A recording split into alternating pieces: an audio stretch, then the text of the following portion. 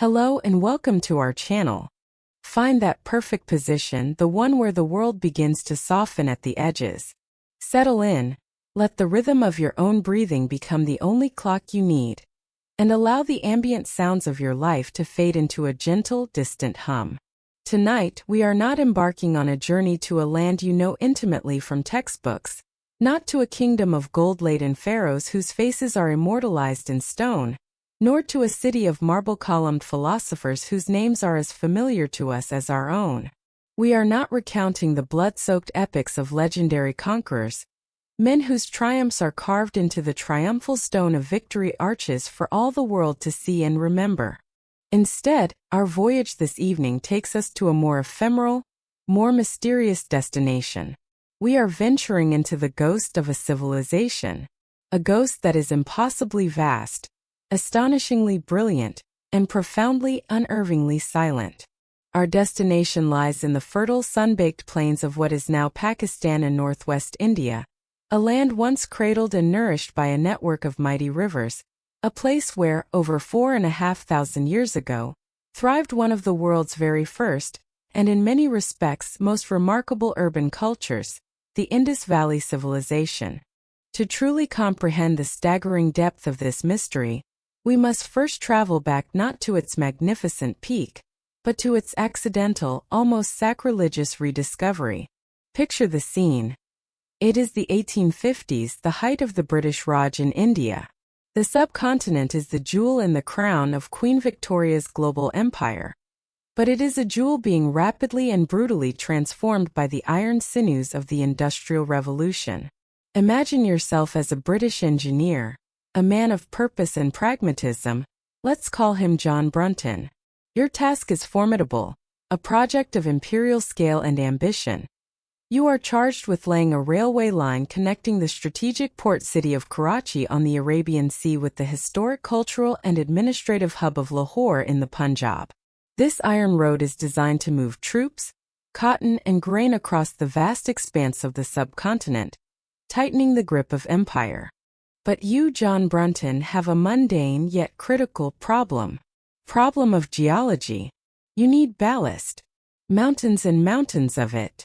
Ballast is the crushed stone or gravel that forms the very bed of the railway track, providing stability against the earth, ensuring drainage, and supporting the immense, shuddering weight of the locomotives and their long, snaking carriages. Acquiring this material in the flat, alluvial plains of the Indus River, a landscape of silt and sand deposited over eons, is a logistical and financial nightmare. Stone must be quarried and transported from hundreds of miles away, at enormous expense. Then what seems like a stroke of incredible luck. Your local laborers, pragmatic men who know the landscape intimately, see your predicament. They point you towards a series of strange, high mounds that rise unnaturally from the flat earth nearby. An ancient ruin place the locals call Harappa. To them, it is simply a place of old tales, a haunt for spirits, and more practically, a seemingly inexhaustible quarry of ready-made, high-quality material. You investigate and what you find is astonishing. The mounds are not made of earth, but are composed of millions upon millions of hard, beautifully fired bricks. They are ancient, clearly, but of a uniform size and a quality that rivals, and in some cases even surpasses, anything you could manufacture locally. They are a perfect, God-sent solution to your ballast problem. For years, you and your brother William, who is also an engineer on the line, systematically set your crews to work dismantling this ancient city. You watch as countless wagons are loaded with these curious, uniformly sized bricks. You hear the rhythmic clatter as they are carted away. And then you hear the deafening, grinding roar of the stone-crushing machines as they pulverize the intricate handiwork of a forgotten people into anonymous rubble. You marvel at the quality of the bricks. Perhaps you even wonder for a fleeting moment about the hands that so painstakingly formed and fired them millennia ago. But you have a schedule to keep, a railway to build, an empire to serve. You are, quite literally, grinding a lost civilization into dust to pave the way for a new one. You believe you have found a convenient brick quarry. In reality, you have stumbled upon the ruins of a metropolis that was a contemporary of the Great Pyramids of Giza, a city that stood as a testament to a world utterly unknown to you. The scale of this unwitting destruction is difficult to overstate. It is estimated that enough bricks were carted away from the archaeological site of Harappa to lay the ballast for over 150 kilometers, nearly 100 miles, of railway line. It was an act of cultural vandalism on an industrial scale, an archaeological tragedy born of colonial expediency. The clues that might have told us so much about the city's final days, about the layout of its upper levels, about the lives and deaths of its last inhabitants, were shattered, scattered, and buried forever beneath the weight of iron rails. It would take another 70 years for the world to begin to grasp the true significance of what remained of Harappa. In the 1920s, a new era of more scientific archaeology dawned in India under the guidance of Sir John Marshall, the visionary Director General of the Archaeological Survey of India. He dispatched his teams to investigate these mysterious mounds. An Indian archaeologist, Rai Bahadur Dayaram Sani, began the first systematic professional excavations at Harappa. At almost the exact same time, some 400 miles to the south in the province of Sindh, another of Marshall's men, R.D. Banerjee, was investigating what he thought was a much later Buddhist stupa, a religious monument built atop a similar-looking high mound. As he dug deeper, past the Buddhist levels, he began to unearth objects that didn't belong. Strange square stone seals, exquisitely carved with images of unknown animals, and bearing a line of elegant script unlike any other in the world. He had found Harappa's larger, even more spectacular sister city, a place whose modern name sends a shiver of portent down the spine, Mohenjo-Daro, a Sindhi phrase meaning the mound of the dead men. The news was electrifying. Marshall, realizing the connection between the two sites, announced the discovery to a stunned world in 1924. What he and his team had uncovered was not just a pair of ruined cities, but an entire, hitherto unknown civilization of the Bronze Age. It had no place in the Bible. It had no mention in the well-known histories of the Greeks or Romans. It had no clear lineage in the great Hindu epics like the Mahabharata or the Ramayana. It was a blank slate, a phantom empire that had risen, flourished, and fallen without leaving a single trace in the written memory of humanity. And it was enormous. As more and more sites were discovered in the following decades, the sheer staggering scale of it became apparent. At its peak, the Indus Valley Civilization, or the Harappan Civilization as it is more accurately called, was the largest of the three early cradles of Old World civilization. It sprawled over 1 million square kilometers, an area more than twice the size of ancient Egypt and Mesopotamia combined, encompassing most of modern-day Pakistan, parts of Afghanistan, and the northwestern states of India. It was a world populated by hundreds of settlements, a world of meticulously planned cities, advanced public sanitation, a complex and universally adopted system of standardized weights and measures, and a bustling, sophisticated trade network that stretched for thousands of miles by land and sea.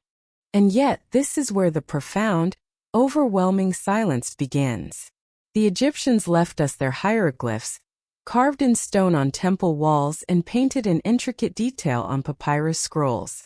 They told us grand, self-aggrandizing tales of their gods, their pharaohs, their conquests, and their elaborate preparations for the journey to the afterlife. They wanted us to know who they were. The Mesopotamians, living between the Tigris and Euphrates rivers, left us hundreds of thousands of cuneiform tablets, wedge-shaped writing pressed into durable clay.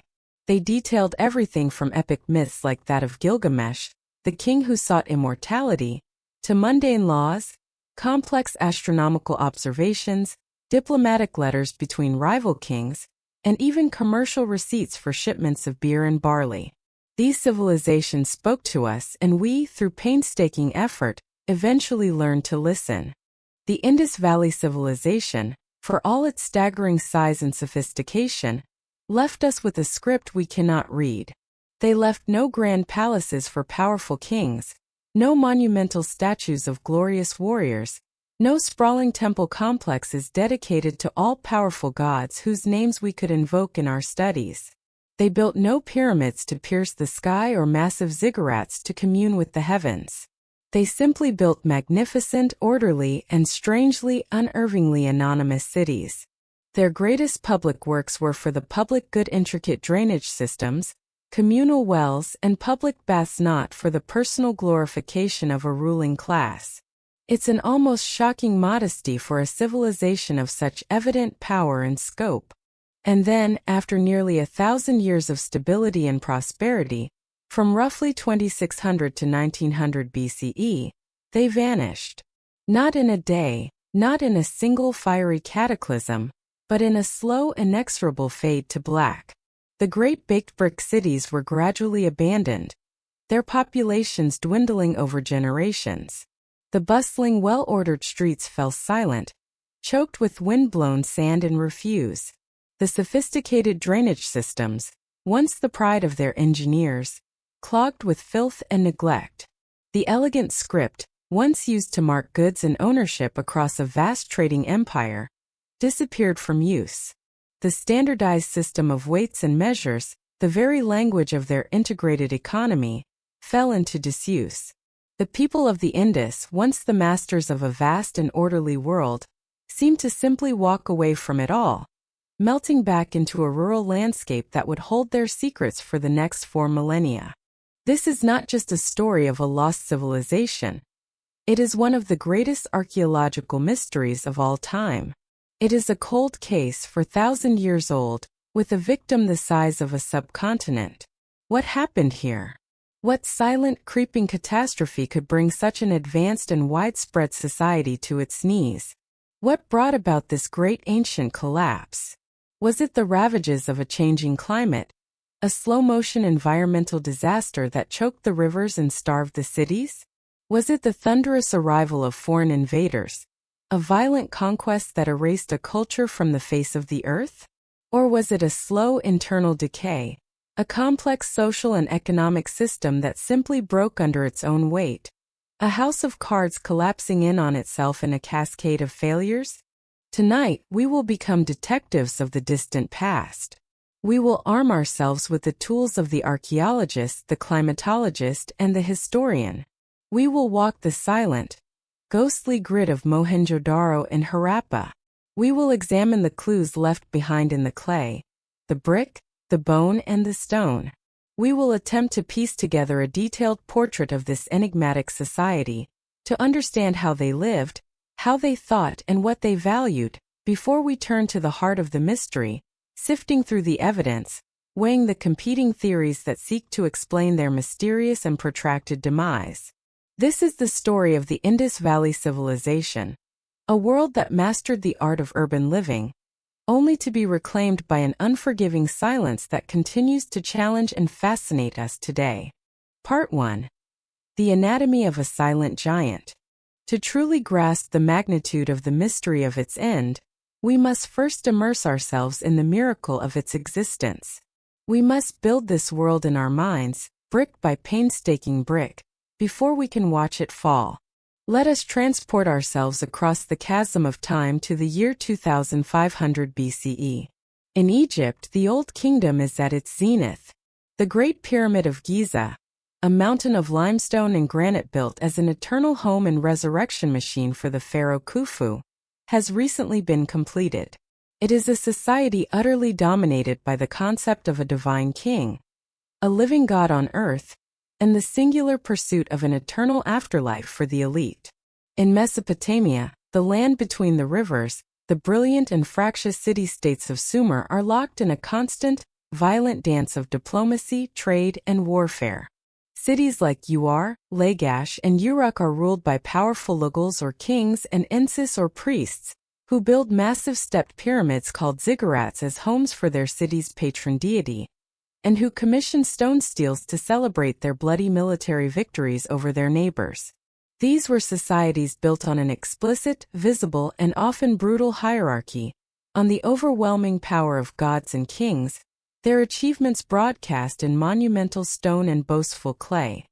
Now shift your gaze eastward across the arid Iranian plateau, past the formidable mountain ranges, to the vast floodplain of the Indus River and its 5 major tributaries, the region known as the Punjab or Land of 5 Waters.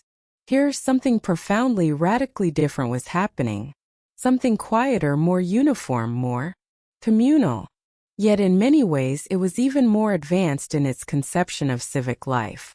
Over 1,000 settlements belonging to this culture have now been discovered, ranging from small agricultural villages and specialized industrial outposts to large, fortified towns. But the undisputed jewels in the crown, the twin metropolises of this silent empire, were Harappa in the north and Mohenjo-Daro in the south. These were not just cities, they were statements of a powerful shared ideology, 2 major urban centers located some 400 miles apart, yet so remarkably similar in their layout, their architecture, and their technology that they could have been built from the same master blueprint. Let us take that long virtual walk through the spectral avenues of Mohenjo-Daro, the better preserved of the 2 great cities. In its day, it was one of the largest and most populous cities in the entire world, with a population conservatively estimated between 40,000 and 80,000 souls. As you approach the city from the surrounding agricultural plains, the first thing you notice is not a grand palace dominating the skyline or a towering temple reaching for the heavens. Instead, what strikes you is a sense of deliberate, almost obsessive order. The city is laid out on a strict, formal grid pattern.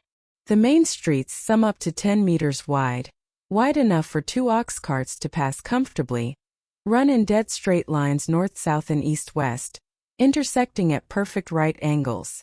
This rectilinear plan creates a series of neat, rectangular city blocks, each filled with residential houses and workshops.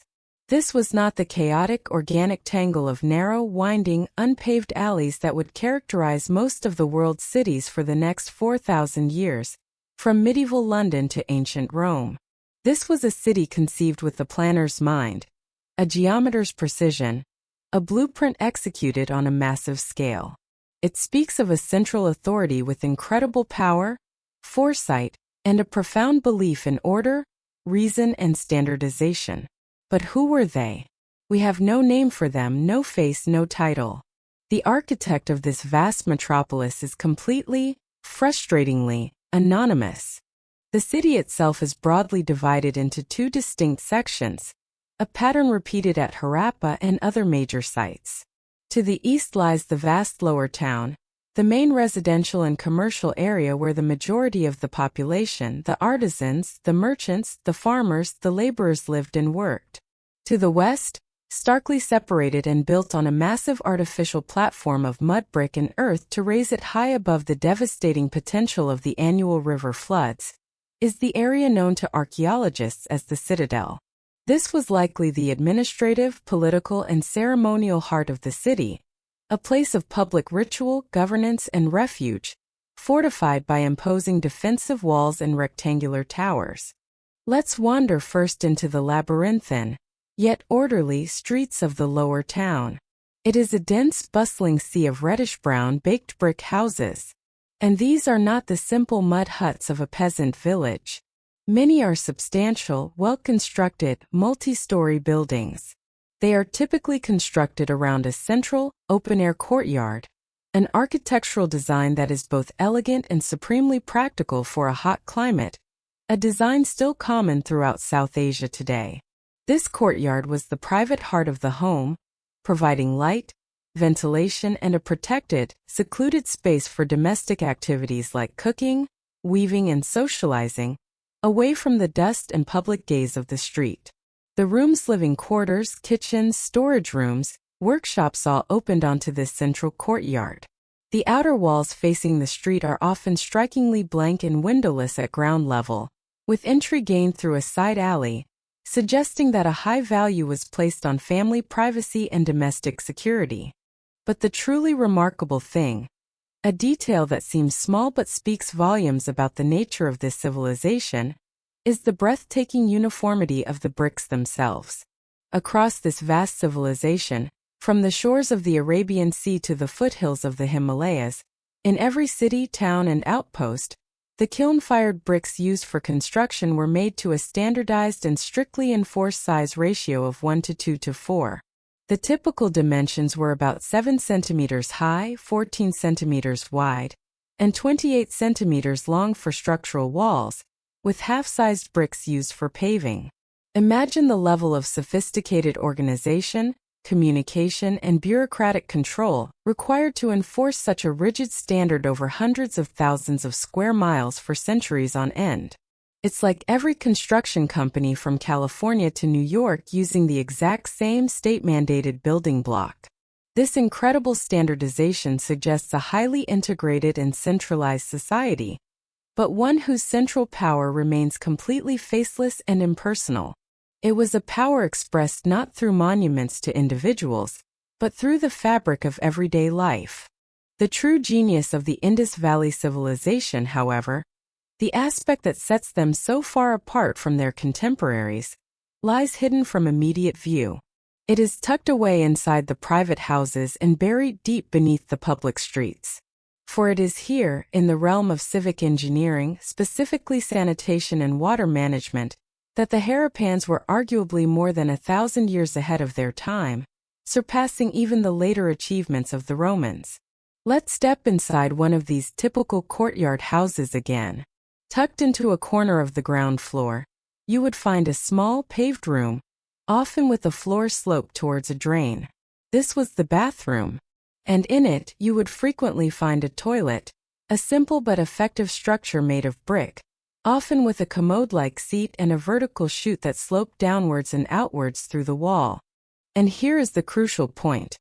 Nearly every single house in Mohenjo-Daro, from the largest multi-roomed complexes to the most modest two-room dwellings, was connected to a sophisticated, city-wide covered drainage system. Wastewater from the bathrooms and runoff from the courtyards flowed out of the house through terracotta pipes or brick-lined channels, and into a secondary drain that ran along the side of the street. This secondary drain then fed into a larger, main sewer that ran down the center of the major thoroughfares. These main drains were an absolute marvel of hydraulic engineering. They were built with precisely fitted, mortared bricks, and covered with large, heavy-baked bricks or dressed limestone blocks that could be lifted for inspection and cleaning. They were constructed with an incredibly accurate gradient, a gentle slope that ensured the smooth and constant flow of effluent towards the city's outskirts, where it would have been used as fertilizer for the fields. And the system had maintenance built into its design. At regular intervals along the drains, they built brick-lined sump pits, or cesspools, which acted as sediment traps. Solid waste would settle at the bottom of these pits, while the liquid waste flowed on over the top. This brilliant design meant that city workers, the world's first sanitation department, could simply lift the covers of these pits, scoop out the solid waste, and keep the entire system from clogging. Think about that for a moment. While much of the world, even millennia later during the height of the Roman Empire, would rely on open sewers, and medieval European cities would be infamous for their residents tossing raw sewage from their windows into the streets, the people of Mohenjo-Daro had devised and implemented a system of urban hygiene that wouldn't be matched in London or Paris until the public health reforms of the 19th century. This wasn't a luxury for the elite. It was a citywide public utility, a testament to their incredible grasp of engineering, their communal ethos, and perhaps an early intuitive understanding of the link between sanitation and public health. Now let's leave the lower town and climb the ramp up to the citadel, the raised, fortified platform that stood as the city's command center. This was the city's brain and its soul. Here we find their most iconic, most impressive, and most enigmatic structure, the Great Bath of Mohenjo-Daro. This is no mere swimming pool. It is a huge, sunken rectangular tank, meticulously constructed and deeply impressive in its precision. It measures approximately 12 meters, about 40 feet, long, 7 meters, 23 feet, wide, and is 2.4 meters, 8 feet deep. Two wide staircases, with treads that were likely once covered in wood, descend into the pool from the north and south, allowing for ceremonial entry. The construction of the tank itself is a masterclass in waterproofing technology. The floor and walls of the tank were constructed with incredible care, using finely dressed, kiln-fired bricks laid on edge in a thick bed of gypsum plaster. To make it absolutely, completely waterproof, this inner brick core was then sealed with a thick layer of natural bitumen, or tar, which would have been imported from the Baluchistan hills. This bitumen layer was then contained by another outer wall of brick. It was fed by clean water from a large, deep well located in one of the adjacent rooms, and had a cleverly designed corbel drain outlet in the southwest corner for emptying the massive tank for periodic cleaning. Surrounding the pool itself was a wide, paved courtyard, which in turn was enclosed on 3 sides by a colonnaded portico, its wooden columns long since vanished. Behind these columns was a series of small, private rooms, some of which contained their own small bathing platforms and drains, suggesting they may have been changing rooms or private chambers for priests. What was the purpose of this magnificent, labor-intensive structure? It was clearly a place of immense public and symbolic importance. Was it a public swimming pool for the city's elite to cool off and socialize? This seems unlikely given its prominent, central location, and the likely profound ritual significance of water. Most scholars believe, and the evidence strongly suggests, that the Great Bath was a place for ritual purification, for ceremonial ablutions that were central to the religious life of the city. It stands as a silent, powerful testament not only to their mastery of hydraulic engineering, but more profoundly, to the central spiritual importance of water in their society, a theme that would echo down through the millennia to become a cornerstone of later Indian religions, most notably Hinduism. Near the Great Bath on the citadel stood other large, enigmatic, non-residential buildings whose functions are still debated by archaeologists. One is the so-called granary, although its function as a primary grain storehouse has been questioned by recent scholarship, with some suggesting it was a great hall or palace with a ventilated substructure.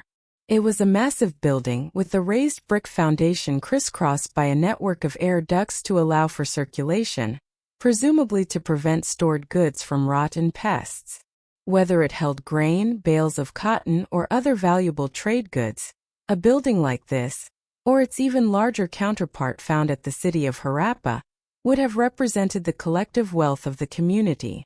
It was the physical manifestation of the agricultural surplus that fed the large urban population, freed up labor for specialized crafts, and fueled their long-distance trade. It points again to a highly organized, centrally managed economy, capable of collecting, storing, and redistributing vast quantities of resources on a societal scale. Another large, pillared building on the citadel has been identified as a possible assembly hall, or College of Priests, with rows of brick plinths that may once have supported massive wooden columns, creating a large, covered space for public gatherings or administrative functions. So we have these incredible cities, models of efficiency, hygiene, and sophisticated engineering. But what of the people who inhabited this orderly world? Who were they? How did they see themselves? This is where the mystery deepens, where the silence becomes most frustrating and most profound.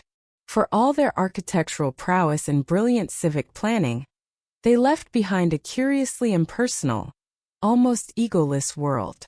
In Egypt, the pharaoh's face and name are everywhere in colossal statues, on temple reliefs, inside his treasure-filled tomb.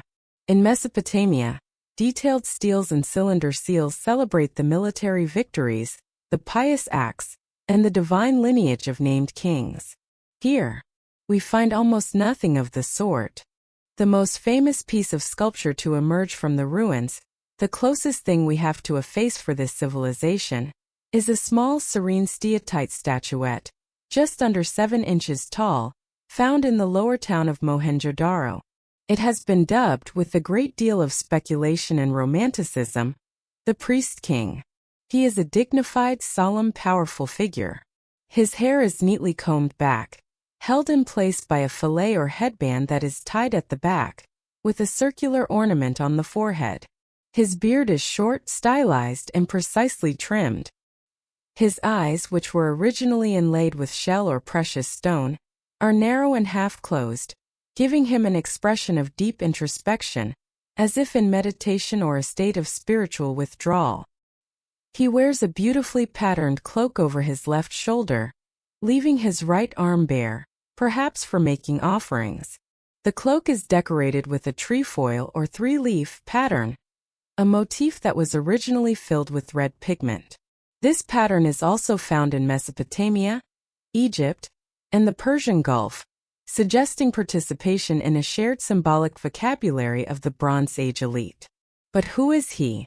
Is he a king? His regal bearing and expensive-looking robes suggest it.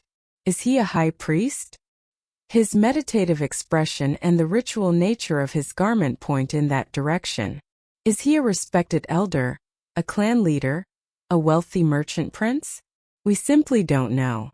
He is the closest thing we have to a portrait of an Indus ruler, and he is entirely anonymous. He projects a quiet, introspective, perhaps even spiritual authority, a stark contrast to the militaristic, smiting dominance of his contemporaries in the West. Then there is the other famous figurine from Mohenjo-Daro, a piece that serves as a perfect, energetic contrast to the priest-king's solemnity. It is a tiny bronze statue, just over 4 inches high, of a young woman known to the world as the Dancing Girl. She is a masterpiece of the artist's craft, cast using the sophisticated lost wax technique, and she captures a fleeting moment of life with astonishing realism, confidence, and energy. She is depicted nude, save for a necklace and a startling number of bangles, 25 of them crammed onto her left arm, which rests casually on her thigh. Her right hand is placed firmly on her hip, her head is tilted back, her lips are full, and her long hair is tied in a complex, heavy bun that falls over her shoulder. Her pose is one of confident, almost defiant nonchalance. She is not performing for us. She seems to be pausing between movements, appraising her audience with a look of worldly self-assurance. But again, who is she? A professional dancer performing in a court or a temple? A temple devotee? A girl of a particular tribe or social status? Her bangles a mark of her identity?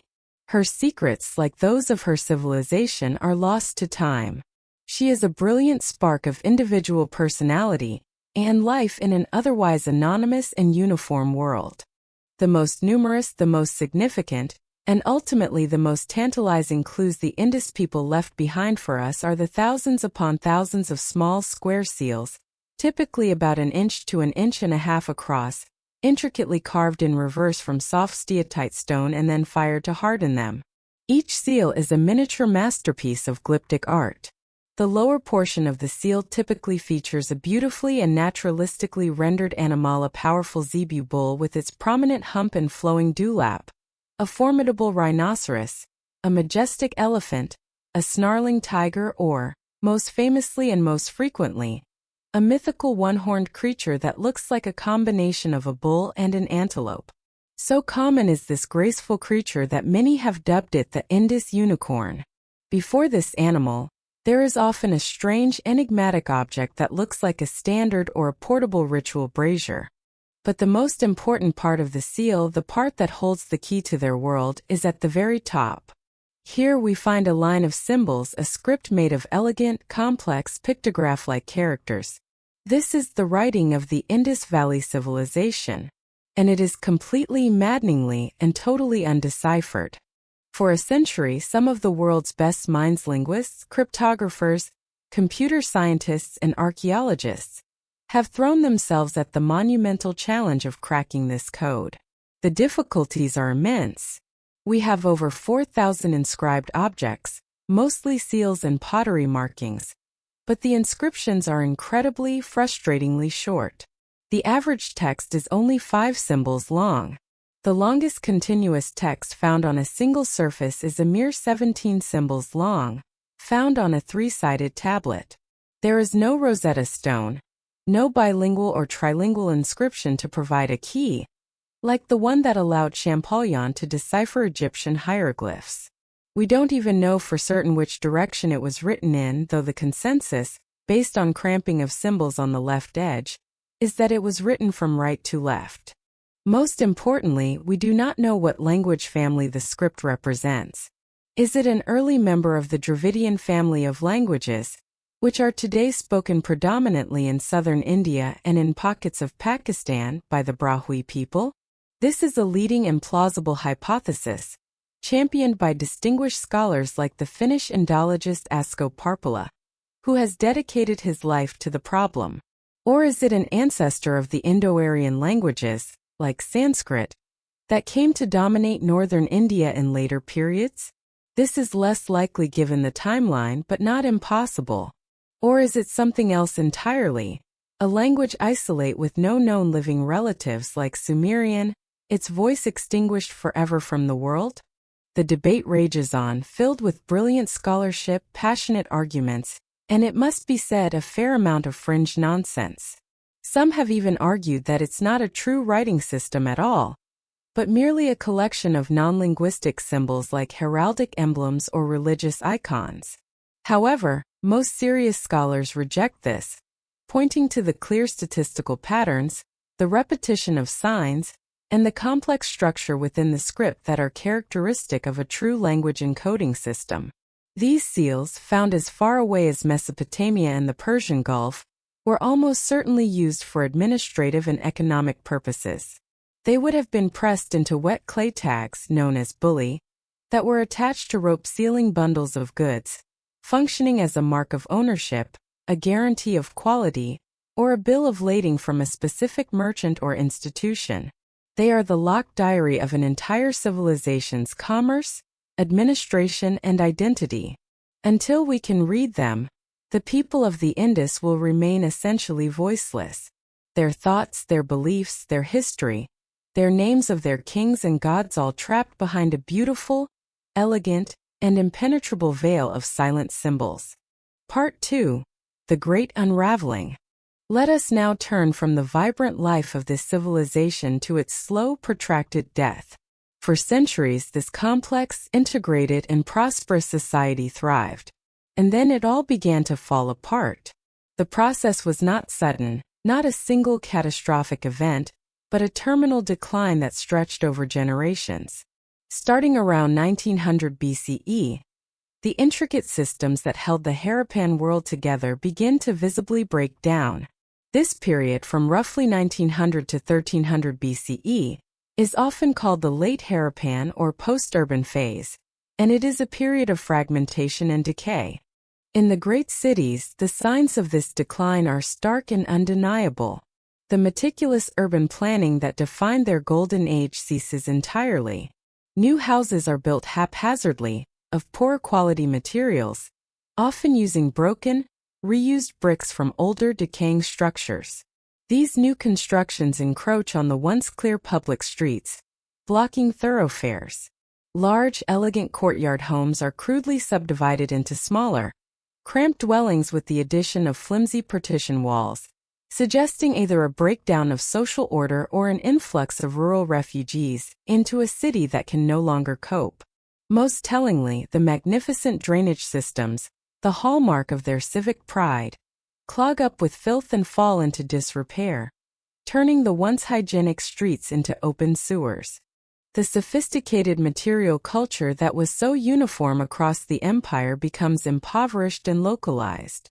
The classic square Indus seals with their beautiful animal carvings and elegant, enigmatic script disappear, replaced by simpler seals with only geometric designs. The standardized system of chert weights and measures, the very bedrock of their integrated economy, falls out of use. The production of luxury goods like fine pottery and etched carnelian beads ceases. Most critically, long-distance trade with Mesopotamia and the Persian Gulf dwindles and then stops entirely. The world of the Indus becomes more insular, more fragmented, more primitive. People begin to abandon the major urban centers. The populations of Mohenjo-Daro and Harappa shrink dramatically, until they are all but deserted. By 1300 BCE, these once mighty metropolises, among the greatest of the Bronze Age world, were little more than crumbling ghost towns, their silent, debris-choked streets slowly being buried by wind-blown sand and the alluvial silt of a river that was both their creator and their destroyer. The Indus Valley Civilization, as a coherent, urban, literate entity, had effectively ceased to exist. Where did the millions of people who inhabited this vast civilization go? Why did they abandon a sophisticated and successful way of life? The collapse is the central mystery, the final silent chapter of this lost civilization's story. For decades, a grand historical whodunit has unfolded, with scholars from various disciplines proposing different culprits for the crime. Let us now examine the prime suspects in this ancient case of civilizational death. Suspect 1. The Aryan invaders, a case dismissed. Our first suspect is a dramatic, violent, and for a long time alluringly simple one: foreign invasion. This was the classic textbook explanation for many years, and it painted a very vivid, cinematic, and racially charged picture of the end of the Indus world. This theory was most forcefully and famously championed by the influential and charismatic British archaeologist Sir Mortimer Wheeler, who excavated at both Harappa and Mohenjo-Daro in the 1940s. The narrative, as constructed by Wheeler and his predecessors, was a story of civilizational clash. Sometime around 1500 BCE, waves of vigorous, nomadic, horse-riding, chariot-driving warriors from the steppes of Central Asia, a people who called themselves the Aryans, meaning noble ones, swept down into the Indian subcontinent through the mountain passes of the Hindu Kush. They were, according to this interpretation, a hardy, warlike, pastoral people, speaking an early form of the Sanskrit language. Their most ancient religious texts, a collection of over 1,000 hymns known as the Rigveda, which were composed and transmitted orally for centuries before being written down, are filled with militaristic imagery. They speak of their chief god, the heroic, soma-drinking, thunderbolt-wielding Indra, as a great warrior. And crucially for Wheeler's theory, they give Indra a specific and repeated title, Puramdra, which translates as Fort Destroyer or Smasher of Cities. The Vedas also describe frequent battles against a native people they call the Dasa or Dasyu. These people are described in derogatory terms as being dark-skinned, noseless, or flat-nosed, speaking a different language, and living in fortified settlements called purs. For Wheeler, putting the pieces together seemed simple and logical. The decadent, declining Harappans were the Dasas. Their fortified citadels at Mohenjo-Daro and Harappa were the purs that the mighty Indra so gloriously destroyed. The incoming light-skinned, dynamic Aryans were the agents of this destruction, sweeping away an older, stagnant civilization to make way for a new, more vibrant one. Wheeler looked at the archaeological evidence from Mohenjo-Daro and believed he had found the smoking gun, the blood-spattered crime scene. In the upper, later layers of the city, belonging to the final phase of its occupation, several groups of skeletons were found lying in the streets and inside houses, unburied, seemingly where they fell. They were found in contorted, awkward positions. One group of 13 men, women, and a child were found jumbled together in a single room, as if they had been cornered and mercilessly cut down. Another group of 9 skeletons was found sprawled near a public well, some on the staircase leading down to it, suggesting they were killed while fleeing or trying to hide. To Wheeler, this was the unmistakable, grim aftermath of a final bloody massacre. He envisioned the last stand of the Indus people, their civilization snuffed out in a storm of violence, overwhelmed by the superior military technology, the fast, mobile horse-drawn chariot of the Aryan invaders. In a famous and theatrically charged statement that would echo through history books for half a century, Wheeler declared, "On circumstantial evidence, Indra stands accused of the destruction of the Indus Valley civilization." This Aryan invasion theory was incredibly compelling and politically convenient in the colonial era. It was a simple, powerful narrative. It provided a clear agent of destruction, the Aryans, and a clear motive, conquest. It neatly explained the disappearance of the Harappans and seemed to connect it with the beginning of the Vedic culture, that would go on to form the foundation of later Hinduism and Indian society. It became historical dogma. But as with many simple and compelling stories, the more archaeologists, linguists, and other scientists scrutinized the evidence, the more the case against Indra and his supposed Aryan hordes began to fall apart. Like a prosecutor's case built on flimsy circumstantial evidence and prejudice, it crumbled under rigorous cross-examination. The first and most fatal problem was the timeline.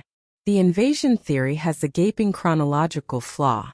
As archaeological dating techniques, particularly radiocarbon dating, became more refined, it became undeniably clear that the decline of the Indus cities began around 1900 BCE. The great urban centers were already in a state of terminal decay, with dwindling populations and collapsing infrastructure, for 300 to 400 years before the proposed arrival of any significant new groups of Indo-Aryan-speaking people around 1500 BCE. The invaders, if they came, would have found cities that were already shadows of their former selves, or in some cases, completely abandoned ruins. They would have been kicking down a rotten door, not smashing a mighty fortress. The cause of the decline predated the supposed invasion by centuries. Second, the massacre evidence from Mohenjo-Daro, the centerpiece of Wheeler's entire argument, was revealed to be incredibly thin, almost laughably so. The total number of skeletons found in these suspicious circumstances across the entire, vast city of Mohenjo-Daro is less than 40. For a city that once housed tens of thousands of people, this is hardly evidence of a full-scale, genocidal invasion and slaughter. It is, as the American archaeologist George Dales Riley pointed out, less like the aftermath of a major battle and more like a handful of unsolved murders in a large modern city. If the city had been taken by storm, one would expect to find hundreds, if not thousands, of bodies in the streets, along with extensive fire and destruction layers associated with a violent conquest. These are largely absent. Furthermore, later forensic analysis of the skeletons themselves, conducted by physical anthropologists like Kenneth A. R. Kennedy, failed to produce any clear evidence of battle wounds.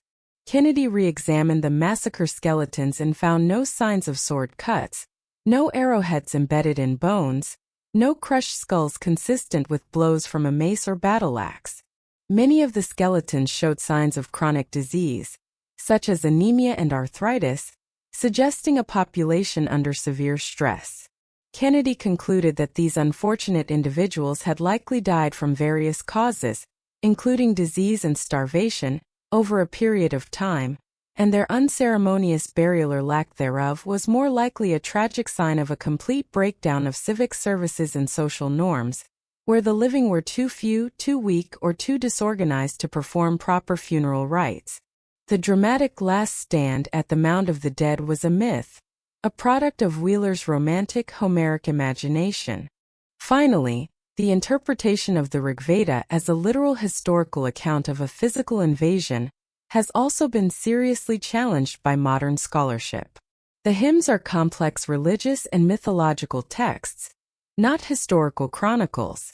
The forts, purs, that the god Indra destroys could be metaphorical or mythological strongholds of cosmic demons and spiritual darkness, not literal brick-and-mortar cities. The Dasa people could represent spiritual or cosmic enemies of the Vedic order, rather than a specific ethnic group. Today, the classic model of a single violent Aryan invasion that wiped out the Indus civilization is almost universally rejected by mainstream scholars.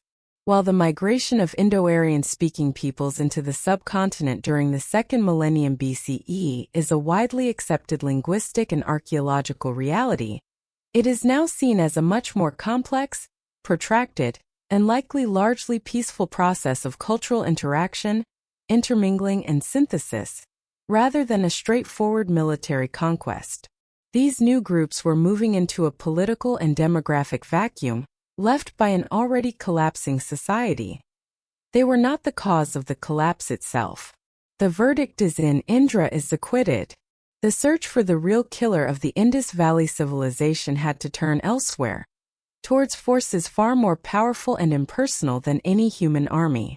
Suspect 2. the revenge of the environment, the leading theory. This leads us to our second and far more likely suspect, the silent, impersonal, and unimaginably powerful force of climate and environmental change. This theory is less dramatic than a thundering horde of charioteers, but it is far more potent and supported by a vast and growing body of scientific evidence. It suggests that the Indus Valley civilization was not murdered, but that it died of natural causes, a victim of the very environment that had nurtured its growth for centuries. The entire edifice of their urban surplus-producing society was built upon a delicate, predictable, and life-giving relationship with the region's hydrology. The mighty Indus River and its many tributaries, fed by the melting snows of the Himalayan glaciers and the annual summer monsoons, provided the water for their extensive and sophisticated agriculture. The annual, predictable flooding deposited rich, fertile silt onto the vast floodplains, renewing the soil and guaranteeing the bountiful harvests of wheat and barley that fed the cities. Any significant, long-term disruption to this finely balanced river system would have been nothing short of catastrophic. And a growing mountain of paleoclimatological, geological, and hydrological evidence suggests that is exactly what happened. For a long time, scholars were puzzled by a curious feature of the Indus civilization's geography. Hundreds of Harappan sites, including major settlements like Kalibangan and the massive, recently excavated city of Rakhigarhi, were clustered along the dry, dusty bed of a river in the eastern part of their territory. This ancient riverbed, known today as the Gagarhakra, is now just a seasonal, monsoon-fed stream that flows for a short distance before disappearing into the sands of the Thar Desert. It is a ghost of a river. But geological surveys, analysis of satellite imagery, and studies of sediment cores have now conclusively shown that in the 3rd millennium BCE, during the height of the Harappan civilization, this was no ghost. The Gagarhakra was a massive, perennial river, fed by the same Himalayan glaciers that today feed the Ganges and the Indus. Some studies suggest it may have been even mightier than the Indus itself, a true riverine superhighway. Many scholars now confidently identify this lost river with the mythical Sarasvati River, which is celebrated in the most ancient hymns of the Rigveda as a great, mighty, and life-giving goddess, flowing from the mountains to the sea. The Vedas praise the Sarasvati even more than the Indus, suggesting that for the earliest Vedic peoples, it was the sacred center of their world. For the Harappans, the Gagarhakra/Sarasvati was a second major artery of civilization, the fertile heartland of their eastern domain. But around the end of the 3rd millennium and the beginning of the second right around 1900 BCE, the very time the Harappan decline begins, something profound and catastrophic changed. The culprit appears to be tectonics, the slow, inexorable shifting of the Earth's plates. The same geological forces that raised the Himalayas in the first place caused a major reorganization of the river systems at the headwaters. It is believed that a significant seismic event, or a series of them, caused a process known as river capture. The main glacial sources of the Gagarhakra were tectonically diverted. The Sutlej River, which once flowed into the Gagarhakra as a major tributary, was captured by the Indus system and shifted its course westward. The Yamuna River, another major source, was captured by the Ganges system and shifted its course eastward. Starved of its perennial glacial sources of water, the great Sarasvati River began to fail. It transformed from a mighty, snow-fed, predictable river into a much smaller, unreliable seasonal stream, dependent entirely on the fickle monsoon rains. The process was likely gradual, taking a few centuries, but the result was devastating. The once fertile floodplain, which had supported a dense network of towns, villages, and intensive agriculture, slowly dried up. The agricultural heartland of the civilization began to turn to arid steppe and desert. The cities and towns along its banks, once prime real estate, were now left high and dry, their wells failing, their fields barren. Their populations were faced with a stark choice: move or starve. As if this tectonic catastrophe wasn't enough, the climate of the entire region, and indeed a large part of the globe, appears to have been shifting dramatically at the same time. This was not a local problem. It was part of a major climatic event, known to scientists as the 4.2 kilo-year aridification event. Evidence from all over the world, from lakebed sediments in Rajasthan and Africa, from oxygen isotopes locked in cave stalagmites in Oman and the Himalayas, from dust layers in ice cores in Greenland, and from sediment cores from the floor of the Arabian Sea, all point to the same conclusion.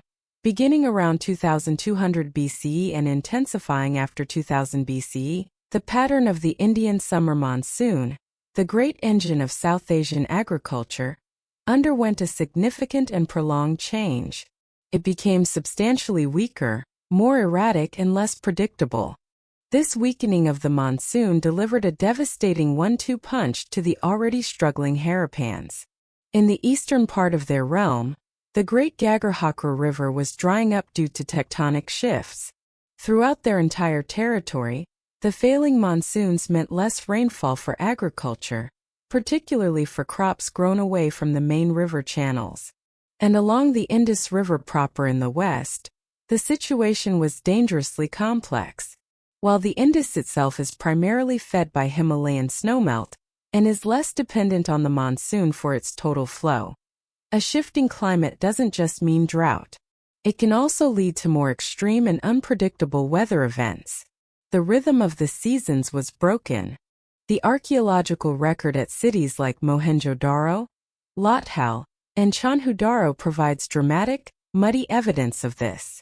Excavations have revealed multiple thick layers of sterile silt and flood debris, some several meters thick, separating different periods of occupation. These layers tell a story of massive, devastating, and perhaps more frequent floods that periodically inundated and destroyed large parts of the cities. The inhabitants would heroically rebuild, often raising the foundations of their new buildings on top of the debris of the old structures, which is why the cities grew into high mounds over time. But the constant, exhausting battle against a volatile and unpredictable river system, one year a trickle, the next a raging torrent, must have taken a terrible physical, economic, and psychological toll. Imagine you are a farmer in the Indus Valley around 2000 BCE. For hundreds of years, your ancestors have lived by the sacred rhythms of the river and the sky. They knew with a deep generational certainty when the life-giving floods would come, when to plant their wheat and barley, when to expect the harvest that would feed their family and be sent as tribute to the great granaries in the city. Now that sacred certainty is gone. The river has become a chaotic, unpredictable beast. One year, a catastrophic flood of a scale no one has ever seen before wipes out your entire crop, your village, and drowns your precious livestock. For the next 5 years, the monsoon rains fail, the river shrinks to a pathetic trickle, and the parched land cracks and turns to dust under a relentless sun. The grain stores in the city, once a symbol of collective security, are now dwindling, and the central authority that managed them seems powerless and out of ideas. The intricate, finely tuned system of agriculture, the very foundation of your society, is breaking down. What do? You do the only rational thing. You move. You abandon the great, complex cities that can no longer guarantee your survival or your family's future. You migrate, perhaps eastward towards the Gangetic Plain, where rainfall was becoming more reliable, or north into the Himalayan foothills. You adopt a more localized, less complex, more resilient, risk-averse way of life. This theory of environmental collapse, driven by a fatal combination of tectonic shifts and prolonged climate change, aligns almost perfectly with the archaeological evidence. We see a gradual deurbanization and a clear demographic shift from the drying west and Gagarhakra basin to the wetter east. The decline is not a single violent event, but a slow, grinding process of adaptation and relocation that unfolds over several centuries. The great Indus cities were not sacked and burned. They were slowly abandoned, left to the wind and the silt because the very environment that had given them birth could no longer support their complex existence. This narrative of a sophisticated civilization brought to its knees by the slow, inexorable power of geology and climate is a powerful, compelling, and deeply humbling one. It is a story that resonates with a haunting familiarity in our own time, a stark, 4,000-year-old warning about the fragility of even the most advanced societies in the face of a changing planet. Suspect 3: Systemic Collapse, the perfect storm. But is that the whole story? Or is climate change, as devastating as it undoubtedly was, just one piece of a more complex and interconnected puzzle? This brings us to our third and final set of theories, which we can group under the broad heading of systemic collapse. This perspective is crucial because it treats civilizations not as static objects that can be killed by a single blow, but as complex, adaptive living systems, much like a biological organism or an intricate machine. In this view, sometimes it's not one single catastrophic failure that causes death, but a series of cascading, interconnected failures, a perfect storm of stressors that overwhelm the system's ability to cope, adapt, and repair itself. Climate change might have been the primary external shock, the initial and most powerful stressor, but other internal vulnerabilities and factors, like the individual strands of a fraying rope, could have snapped one by one, leading to the final, complete ancient collapse. One of the most important of these internal factors was almost certainly the breakdown of their extensive and vital long-distance trade networks. As we have seen, the Indus Valley civilization was not an isolationist state. Its urban prosperity and the wealth of its elite were built, in no small part, on a vast and profitable system of international trade, especially with the city-states of Mesopotamia and the cultures of the Persian Gulf.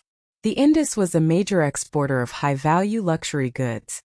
The beautiful etched carnelian beads, valuable timbers like rosewood, high-quality woven cotton textiles, copper, ivory, and perhaps even exotic animals like peacocks and monkeys. This trade brought not only wealth in the form of silver and other goods back to the Indus cities, but also prestige, new ideas, and a central economic purpose to the urban centers.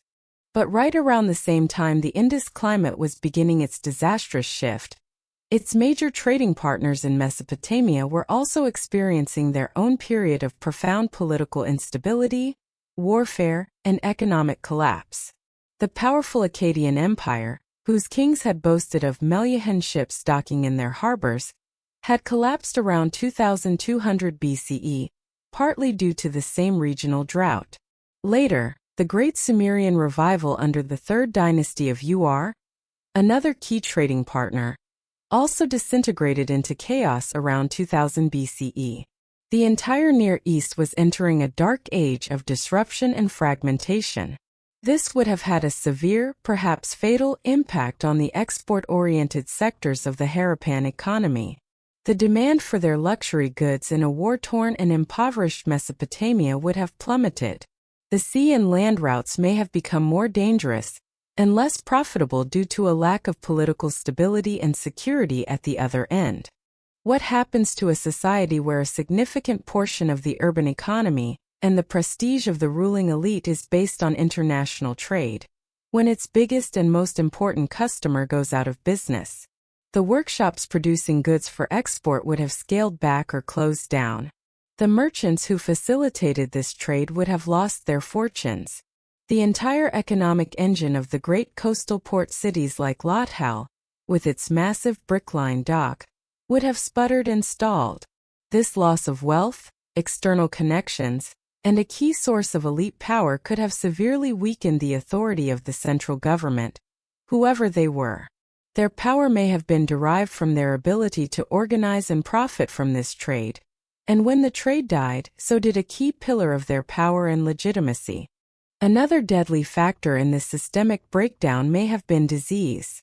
The Indus cities, for all their brilliant and forward-thinking sanitation for their time, were still densely packed urban environments, with tens of thousands of people and their animals living in very close quarters. The archaeological evidence for repeated, massive flooding suggests that the integrity of their sophisticated water and sewage systems would have been compromised time and again.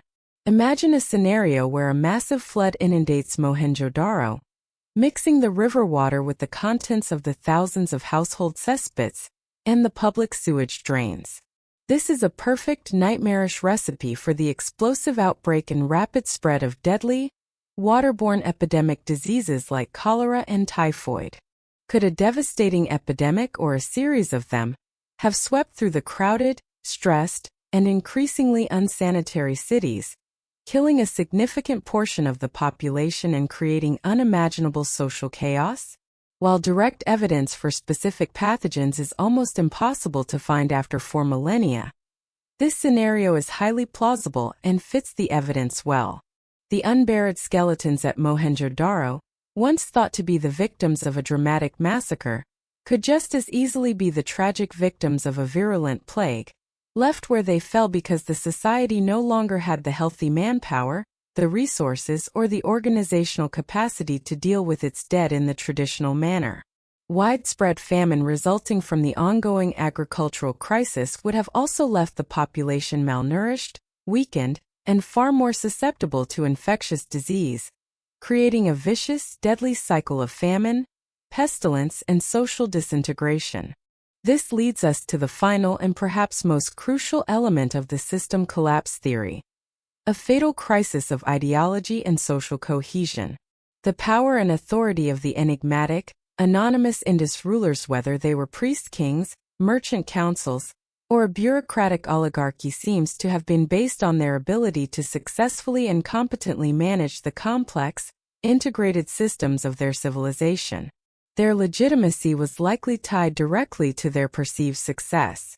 They were the ones who organized the construction of the miraculously orderly cities, who maintained the life-saving drainage systems, who managed the collective grain surplus in the great granaries as a buffer against hard times, who facilitated the profitable long-distance trade, and who, most importantly, performed the necessary public rituals at places like the Great Bath to ensure the benevolence of the gods, the predictability of the rivers, and the fertility of the land. But what happens when that success visibly, catastrophically falters?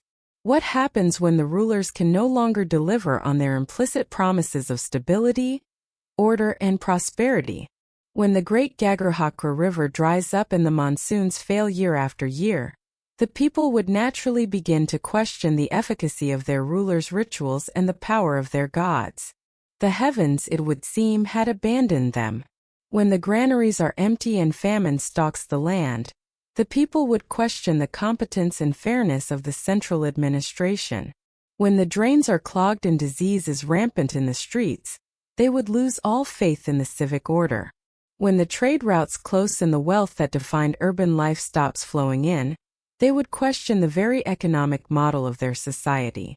The social contract between the rulers and the ruled, the invisible ideological glue that held this complex, cooperative society together for 7 centuries, would have frayed and then snapped completely.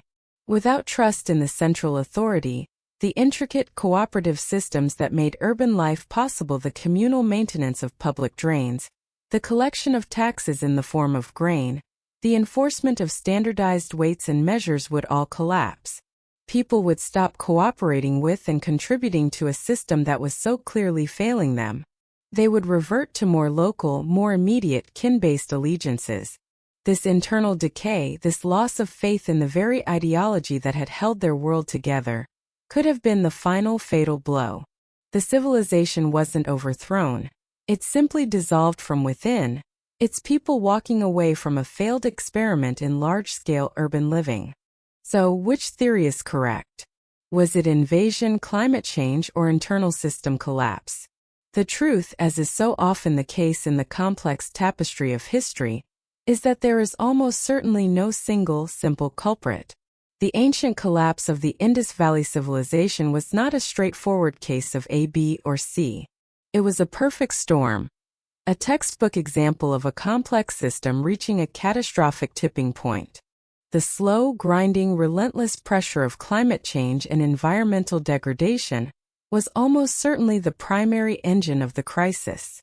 It disrupted agriculture, the very foundation of their entire world, creating a food and water security crisis that could not be solved with Bronze Age technology. This fundamental environmental crisis then triggered a deadly cascade of secondary, interconnected failures. The economic depression resulting from the collapse of long-distance trade exacerbated the resource scarcity and crippled the urban elites. Devastating floods and potential outbreaks of epidemic disease further weakened a population already stressed by famine and social upheaval.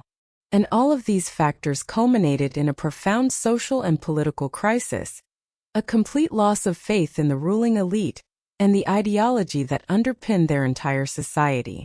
Faced with this multi-pronged, inescapable existential crisis, the people of the Indus did the only rational thing they could.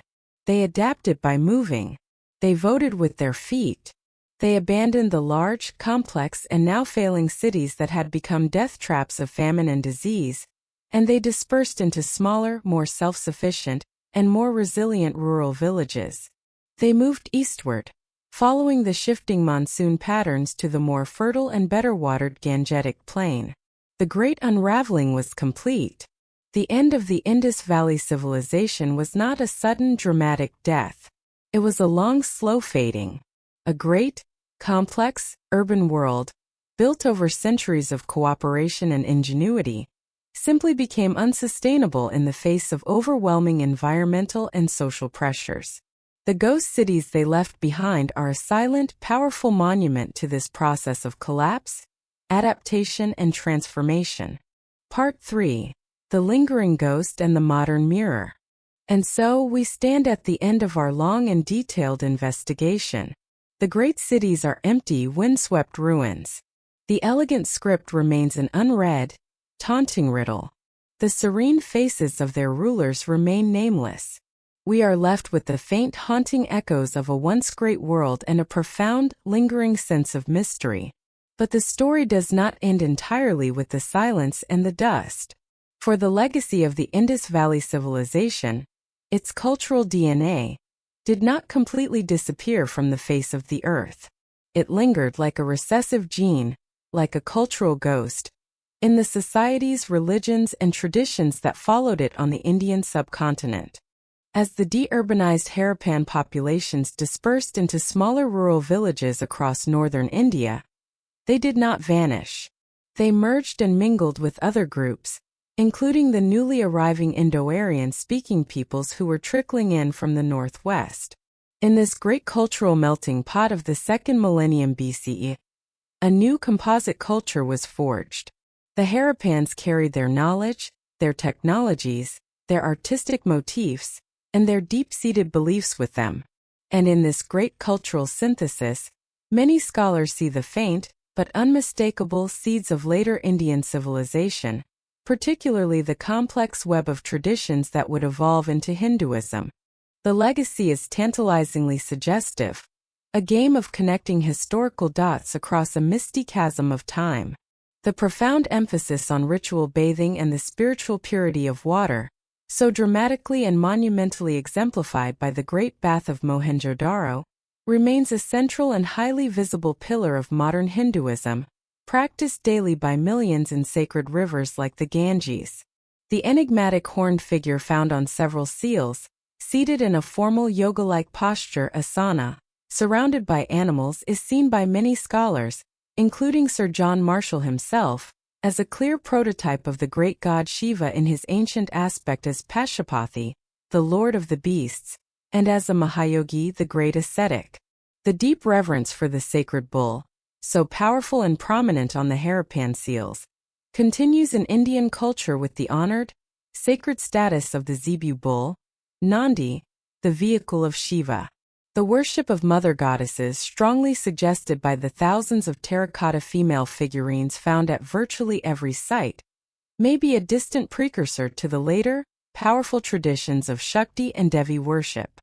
Symbols that were common in Harappan art, like the swastika, a symbol of good fortune, and the sacred people or fig tree Ficus religiosa, became profoundly sacred and ubiquitous symbols in Hinduism, Buddhism, and Jainism. The practice of yoga itself, with its focus on disciplined physical postures, breath control, and meditative states, may well have its distant primordial origins in the contemplative, seated figures depicted on the Indus seals 4,000 years ago. In this sense, the Indus Valley civilization did not so much die as it dissolved and transformed. Its constituent elements, its people, its technologies like cotton cultivation and advanced irrigation, its artistic motifs, and its deep-seated spiritual ideas about purity, asceticism, and sacred animals flowed back into the great, turbulent river of South Asian history, to be absorbed, reconfigured, and reborn, helping to shape the next 3 millennia of civilization on the subcontinent. Its cities died, but its cultural soul, in a modified and adapted form, survived. We began our journey tonight with a sense of awe and mystery, the feeling of standing before a 4,000-year-old cold case. And in many ways, that is where we must leave it. The ultimate archaeological mystery, the meaning of their script, remains unsolved. It is the locked box in the center of the room, the diary we cannot read. Until we find a key, a bilingual text, or have a breakthrough of cryptographic genius, the people of the Indus will continue to whisper to us from across the millennia, their thoughts, their prayers, and their true story just beyond the reach of our understanding. Their story is a powerful, and perhaps deeply unsettling, reminder for our own time. It teaches us that civilization, for all its apparent permanence, is a fragile, delicate construct, a complex and temporary bargain struck with the environment. It shows us that even the most advanced, orderly, and seemingly prosperous societies can be brought to their knees, not necessarily by the sword and fire of conquest, but by the slow, patient, and relentless forces of nature, and by the internal fractures of faith, trust, and social cohesion that can break any society apart from within. The silence of Mohenjo-Daro is not an empty one. It is a silence filled with questions, with warnings, and with a deep and abiding wonder.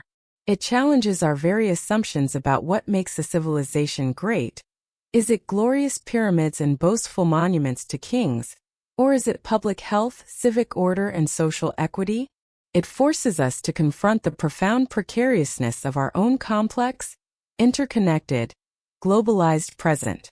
As we face our own challenges of climate change, resource depletion, and the fragility of our social and political systems, the story of the Indus Valley civilization feels less like ancient history and more like a 4,000-year-old cautionary tale, a mirror reflecting our own vulnerabilities.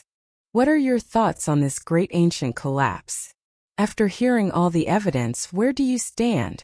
Do you believe the overwhelming scientific consensus that points to climate change as the primary, inexorable culprit, a slow-motion catastrophe that simply became too much for any Bronze Age society to bear? Or do you think the internal factors, the collapse of their trade networks, the loss of social cohesion, or a devastating plague, played a more decisive human role in their undoing?